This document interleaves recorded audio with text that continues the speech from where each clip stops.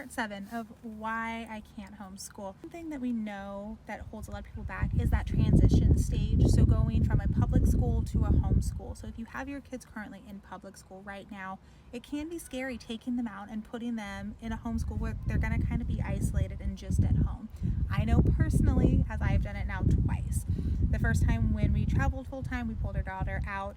Then when we got back stationary, we put her back into a public school, her choice, not ours. And now that she has chosen to come back to homeschool, we're kind of going through that transition stage again. So it can be really hard. The biggest thing I recommend is make sure that they stay connected with the friends that they had. When they're older, so like my daughter, they do have like devices, like she has her phone, she can talk to them.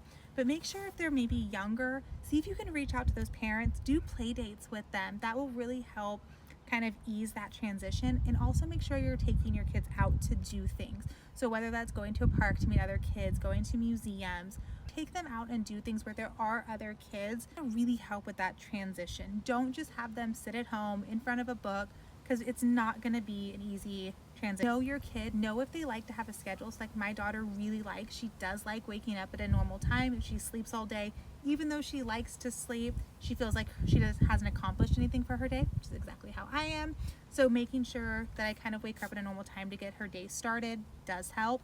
Also, she likes to kind of have a set like schedule, not even schedule, but know what is going to happen for the next day. So again, if that, you know, your kid is like that, plan accordingly. If your kid is someone that you wants to just like let go and kind of help guide everything themselves, it's okay to follow that. There is going to be a whole deschooling process when you kind of forget the ways of regular traditional school. Don't try to make homeschool public school. Tips and tricks on how we're choosing to do homeschool. We do junk drawer learning, which is in my stand store. You can see the first week of drawer 1, which is essentially our book, our unit, but we're calling them drawers.